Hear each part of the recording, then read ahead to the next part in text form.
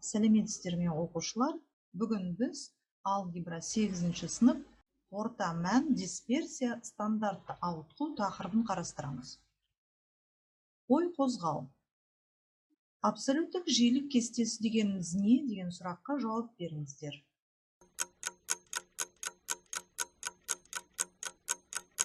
Абсолюттік жиілік кестесі дегеніміз алынған мәліметтерді кестеге түсіріп, бірінші қатарда кездейсоқ шаманың мүмкін мәндері, ал екінші қатарда осы санның қатарда неше рет қайталанатыны көрсетілсе, бұл абсолютті жиілік кестесі деп аталады.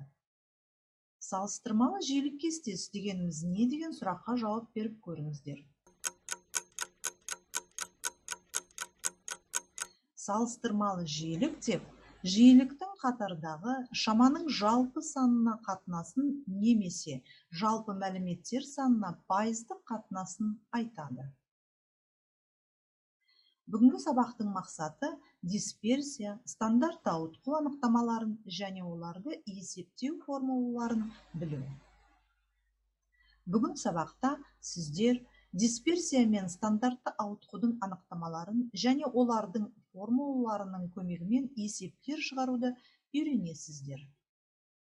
Бағалау критерийлері. Оқушылар дисперсия мен стандартты ауытқудың анықтамаларын, олардың формулаларын есеп шығаруда қолдана алады. Дисперсия дегеніміз жиындағы көрсеткіштердің шашыраңқылығын сипаттайтын шама. Дисперсияны бағалау формуласы сигма квадрат тең болады қосынды көбейтілген xi мен x сызықшасының айырмасының квадраты бөлінген n-ға. Таңдалым дисперсиясынан алынған арифметикалық квадрат түбірді таңдалымның стандартты ауытқуы деп аталады. Сигма тең болады түбір астында қосынды көбейтілген xi мен x сызықшаның айырмасының квадраты n-ға бөлінген. Бірінші мысалға назар аударайық. Кестеде балабақшаның кіші топ балаларының бойлары сантиметрмен өлшегенде алынған мәлімет көрсетілген. Бойы x1, баланың саны n1. Бойы 92, 94, 95, 96, 97, 98-ге тең. Балалар саны 92, 1, 94, 2, 95, 2, 96, 3, 97, 3 және 98, 4 бала. Оның дисперсиясын, стандартты ауытқуын табу керек. Кестеге назар аударып, дисперсиясын табайық. Сигма квадрат тең болады қосындысы көбейтілген xi және x сызықшасының айырмасының квадраты бөлінген n формуласын қолданайық. Алдымен арифметикалық ортаны анықтайық. X сызықша тең болады 92 көбейтілген 1-ге, қосылған 94 көбейтілген 2-ге, қосылған 95 көбейтілген 2-ге, қосылған 96 көбейтілген 3-ге, қосылған 97 көбейтілген 3-ге және қосылған 98 көбейтілген 4-ге бөлінген 15-ге.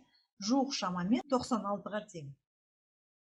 Сонда сигма квадрат жуық шамамен формуласын пайдалана отырып, 3-ке тең екенін анықтаймыз. Енді стандартты ауытқуын табайық. Сигма тең болады түбір астындағы қосынды көбейтілген xi мен x сызықшаның айырмасының квадраты n-ға бөлінген формуласын пайдаланып, біз сигманың жуық шамасы түбір астындағы 3, сигманың жуық шамасы 1,7 сантиметрге тең болатынын көрдік.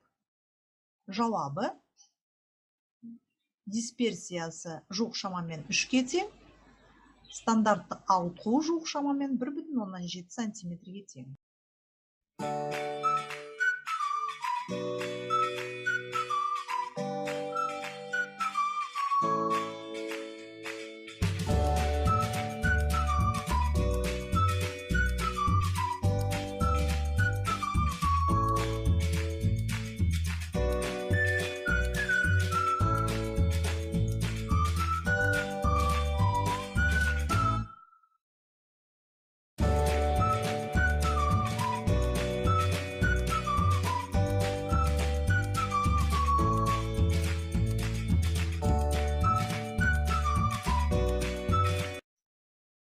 өз жаттығуларын орындап болсаңыздар, екінші мысал. Бір тәулікте 12 рет өлшеген температура туралы келесі мәліммен алынды.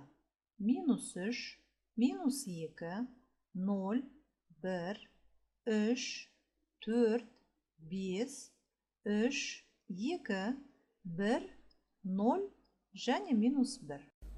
Осы өлшеудің дисперсиясын, стандартты ауытқуын табу керек. Шешу. Дисперсияның формуласын пайдаланайық. Сигма квадрат тең болады қосынды x i-дің квадрат дәрежесіне көбейтілген бөлінген n азайту қосынды мен x i-дің көбейтіндісінің квадраты бөлінген n квадратқа тең болады. Берілген мәліметтердің орнына сандарды қоя отырып, біз жуық шамамен дисперсиясы 5,41-ге тең екенін анықтаймыз. Стандартты ауытқуын табайық. Сигма тең болады түбір астындағы қосынды көбейтілген x i мен x сызықшаның айырмасының квадраты бөлінген n.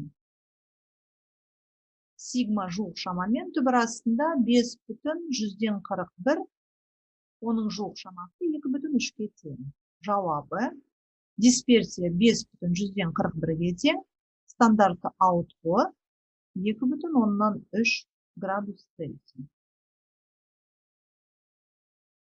Сабақты қорытындылай келе, сіздер дисперсия мен стандартты ауытқудың анықтамаларын және олардың формулаларының көмегімен есептер шығаруды үйрендіңіздер. Бүгінгі сабағымыз пайдалы болды деп үміттенемін. Қош, сау болыңыздар.